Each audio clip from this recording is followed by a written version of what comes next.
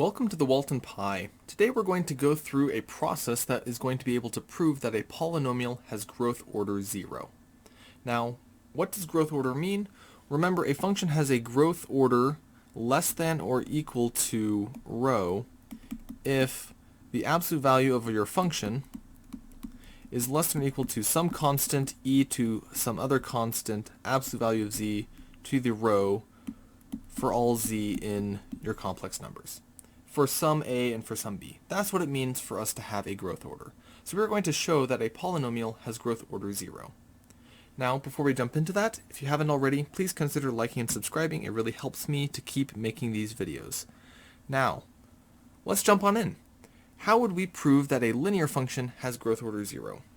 Well, first thing is, if a is equal to 0, we're done. This is just a constant, and pretty much anything is going to work. So if a is 0, we're done. We have a constant that's obviously going to have growth order 0. So now the question becomes, what are we going to do about the rest? So what we can do is we can actually rewrite a little bit of absolute value of az plus b. So absolute value of az plus b, this is equal to absolute value of a times z plus b over, because we know that a is not 0. So we're really only having to deal with the case z plus b. So without loss of generality, we are looking at z plus b.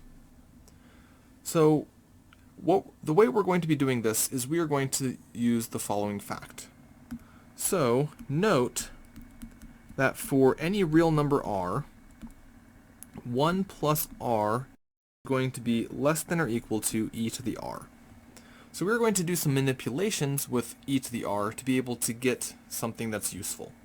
So note that e to the r is equal to the r over n times n, which is equal to e to the r over n to the n.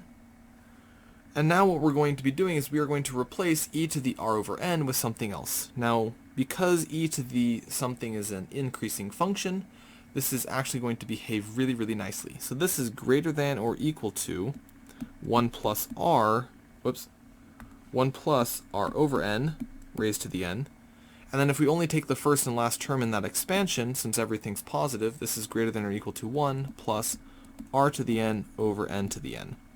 And we want this to be equal to a 1 plus absolute value of z.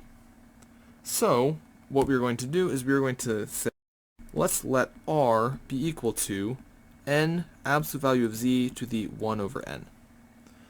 So we have modulus of z is less than or equal to, what we then get is then we have 1 plus absolute value z, and then that, we can follow this chain all the way back, is less than or equal to e to the r, which is equal to e to the n absolute value of z to the 1 over n. And there we go.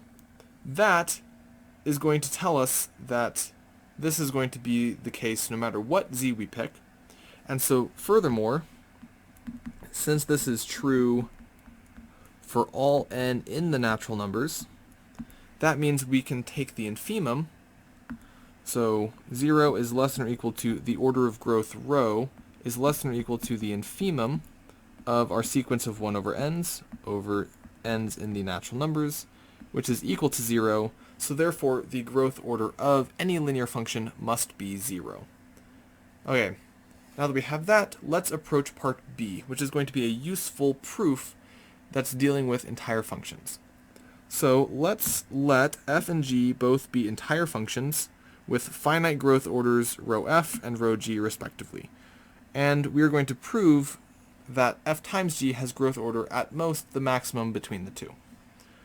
So let's look at the following. So modulus of f times g, that's equal to the modulus of f times the modulus of g, which is going to be less than or equal to some constant times e to some constant modulus to the rho f plus epsilon multiplied by some other constant e to some other constant modulus of z to the rho g plus epsilon for all epsilon greater than 0.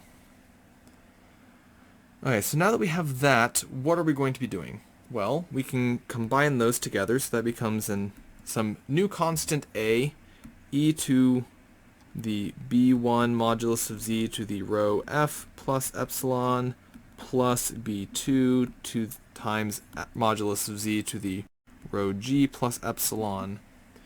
And now what we can do is, let's just take the biggest and we're going to do some estimates. So this is going to be less than or equal to some constant e to some constant times modulus of z to the rho f plus epsilon plus modulus of z to the rho g plus epsilon. And now here's where we're going to have to do something that's a little bit tricky.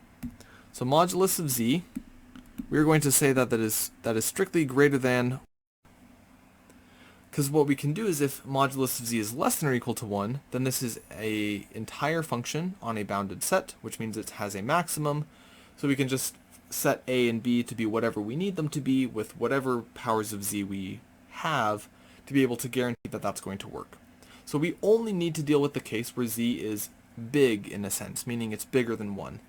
So if that's the case, then both of these are going to be able to combine up nicely. Specifically, is going to combine this way. So that's less than or equal to a e to the 2b times modulus of z to the maximum of rho f and rho g plus epsilon.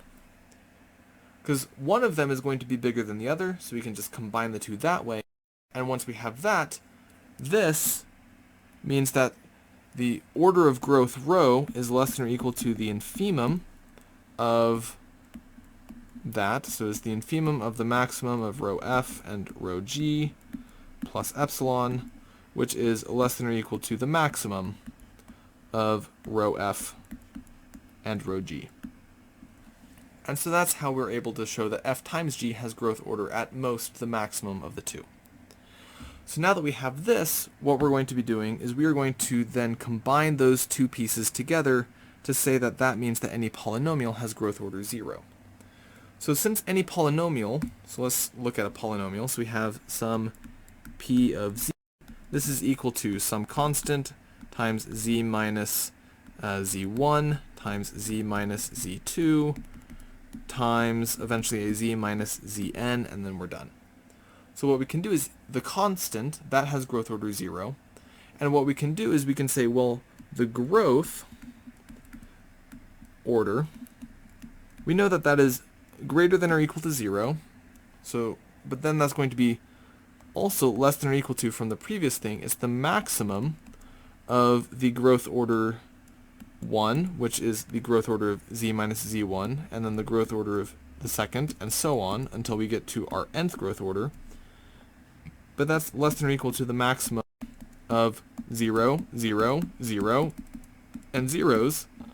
So it's less than or equal to 0, which means rho has to be exactly 0, so every polynomial must have growth order 0. If this was a video that you enjoyed, please leave a like, comment what other videos you would like to see. I hope to see you again very soon, and until then, I hope you have a great rest of your day, and good luck with all of your math.